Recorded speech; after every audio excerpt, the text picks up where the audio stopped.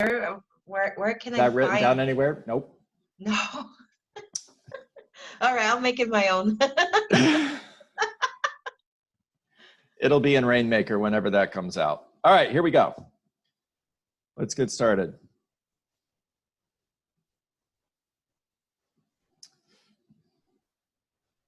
All right, so this is the path to closing a real estate transaction. The day we close, if our average commission check is $10,000, that lead is worth $10,000. And what we know is 7 to 10 weeks before a seller buys a home or puts their home, before a seller, lists their home or a buyer buys a home, they get serious. By the way, side note, all of the for sale by owners in the last 60 days are right here, right now. You guys need to hear that. All right, now moving on. So everything to the right of this line is transaction management. In other words, this is what we do in order to serve our buyers and our sellers. And everything to the left of this line is lead generation. That can include working my database, marketing, farming, pay-per-click, Facebook ads, so on. It could include calling for sell by owners, calling expireds, circle prospecting, door knocking, and so on. Now, everything in this area in the middle is follow-up. And this is the key to success. In other words, another way to say that is this is where success happens. It's also where failure happens. In other words, if we don't follow up, even if we do a great job here, we're not going to succeed. If we don't follow up, we're never going to get the opportunity to do that because nobody's going to work with us. Now, I need to master all three at the same time. And I'm also using tools in order to do this. So this is a technology conversation. In other words, I have a CRM for managing all of my contacts. Maybe I'm using Follow Up Boss in order to stay in touch. I have pay-per-click in order to generate leads. This could be Facebook ads, it could be Zillow, it could be Boomtown, a number of different tools. I have transaction management tools in order to manage the transaction. I have another bolt-on technology tool that I'm using for marketing, or MailChimp, or postcards, or I could keep going. And each one of these items has a cost. It has a cost per month, and it has a cost per year. And in a shift, one of the things that we want to do is we want to get as lean as possible. In other words, we want to take a look at where we're spending money and get that number as low as we can possibly get it. I'm going to reduce my expenses by 50%. How do I do that? Well, one of the ways I could do that is by start eliminating these circles. And for all of you who are on this call that are part of Keller Williams, your solution is Command.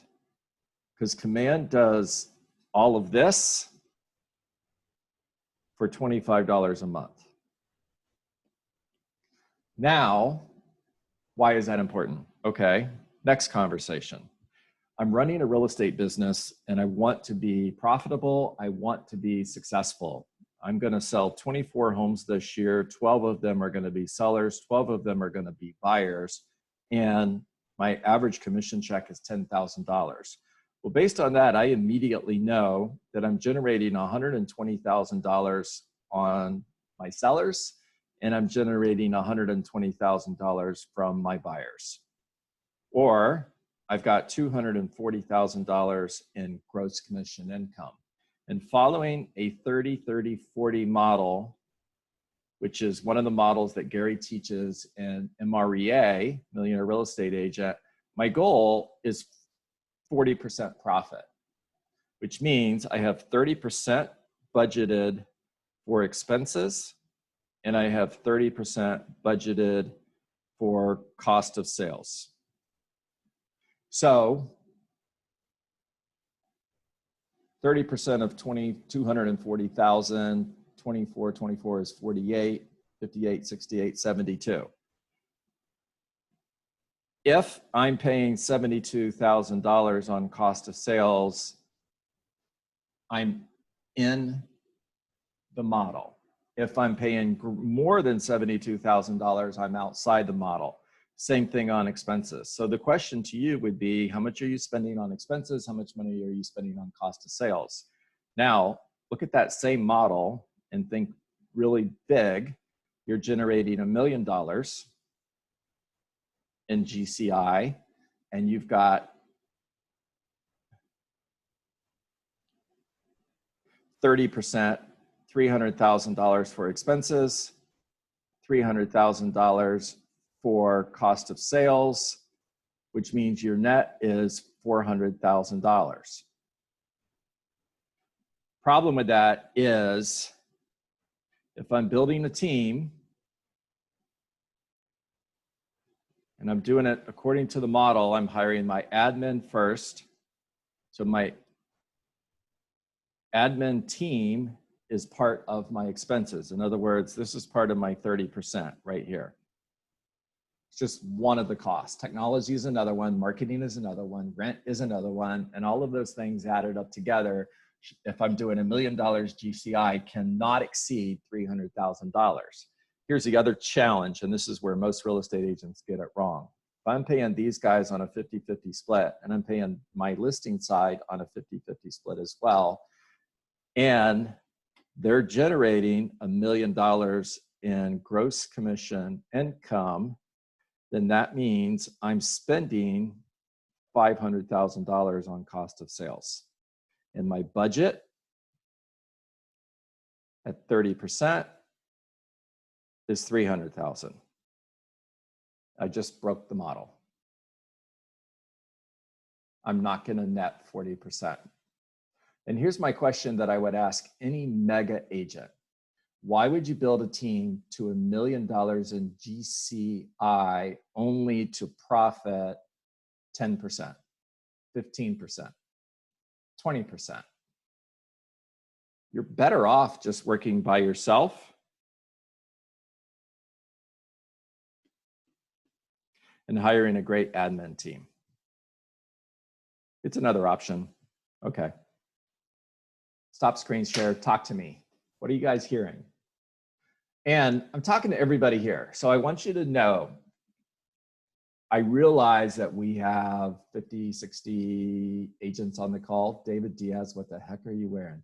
We got 50, 60 agents on the call, and we have agents anywhere from, I got my license yesterday, to agents who are doing 20, 30, $40 million a year.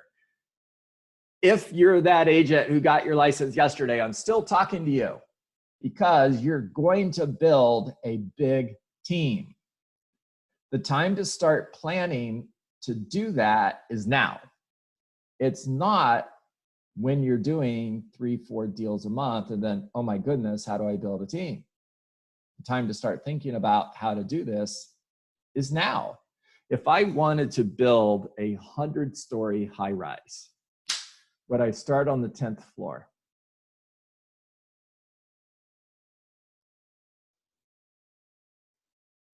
All right, take yourself off mute. Start Talk from to the me. bottom.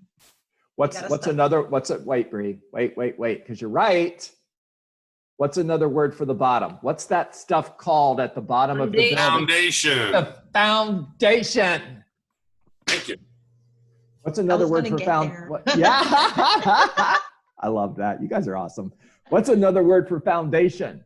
Model. Steel and concrete. Follow the model. The model, yeah.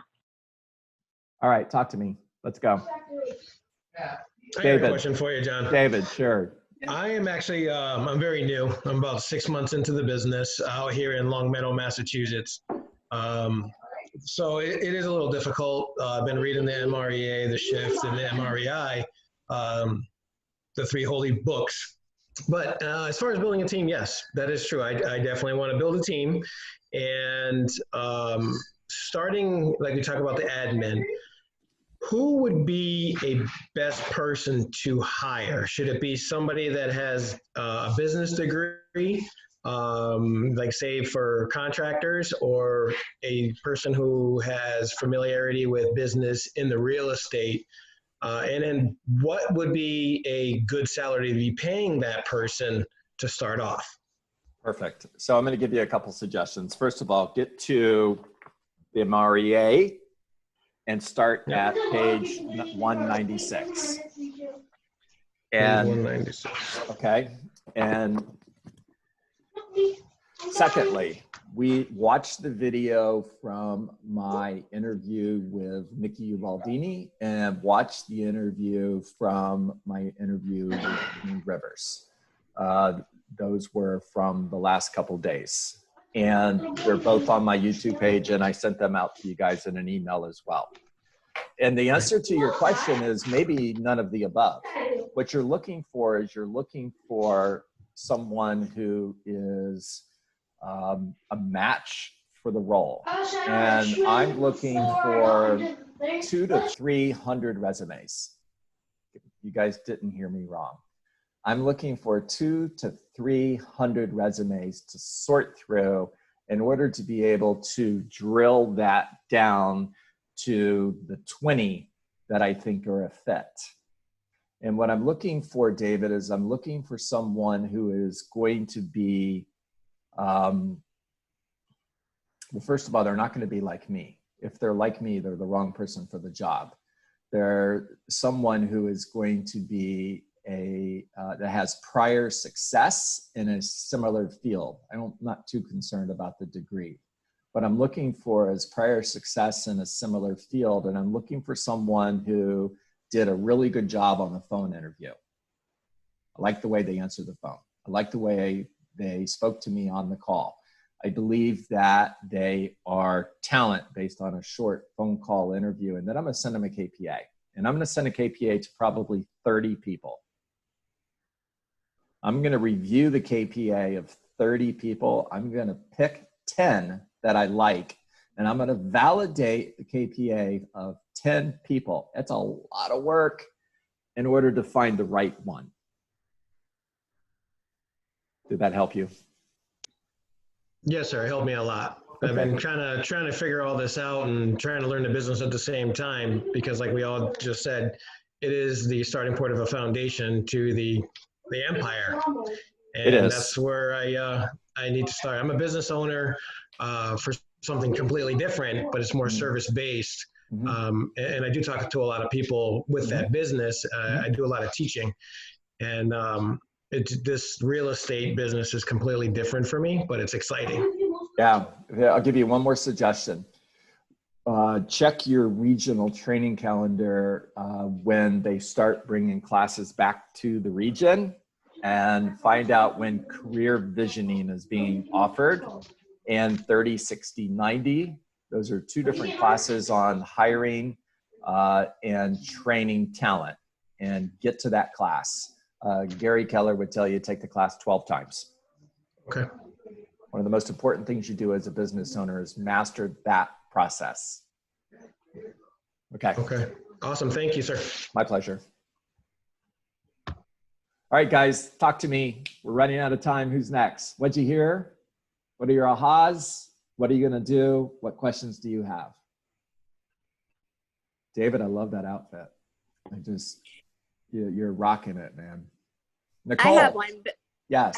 Can I go back to something earlier in the discussion? Please. Okay, so when you were talking about gratitudes and things that we do daily, one of the things that's changed for me, so when Tara did the 5 a.m. club and all that kind of stuff, one of the things that I picked up was gratitude journaling. But after reading The Traveler's Gift, one of the things that's changed in my gratitude journaling is that I no longer write. I do write gratitudes for things that happen in my everyday life, but I write gratitudes for things that haven't happened in my business because I know that they're going to happen. It's not a question. It's just it's what's going to happen. And I'm grateful for that. So Love it. and it helps take the fear out of the back of your mind that creeps up. Because when I first started in the business, I wasn't good enough. I didn't know enough. I couldn't do right by my customers. And now I know that I'm capable of having an insanely successful business, and I'm grateful for it. Even though it's not here yet, I'm still grateful for it. Yeah, love it. And Nicole, I'd love to share something that you just helped me. Ken Blanchard taught me this, and I don't remember if it was a seminar or a book or something, I don't know. But rewrite your goals in future tense positive affirmation form.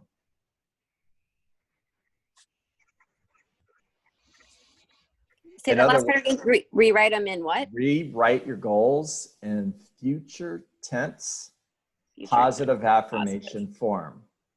In other words, rather than my goal is to earn $1 million selling real estate, right? I am so excited and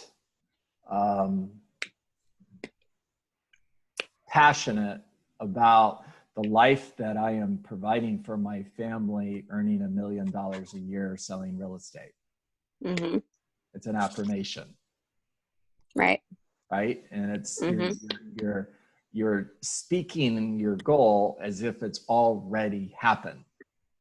Exactly. Yes. I feel energized and healthy at my ideal weight of blank versus my goal is to lose 40 pounds. Mm-hmm. Okay. Absolutely. Okay. And I have one thing to tell Bree real fast. I was on your YouTube page, and you can click a little button to put captions. And so when you're trying to take down all the John Dietz notes and your hand is already burning, it'll actually pop all the words up, and it's a lot easier to capture. Little tip to everybody. Love it. Thank you. Megan, for you, quick, really quick, because I have another call in 120 seconds. I am going to repeat, because this is recording and I will post this later and I'll send a copy to you guys. However, the new agent script was not recorded. So I am going to say that again. And I'm going to talk to LaToya since she's right here on my screen. So LaToya, I'm a brand new real estate agent. To answer your question, I just got my license. And that's exactly why you should hire me. Can I explain?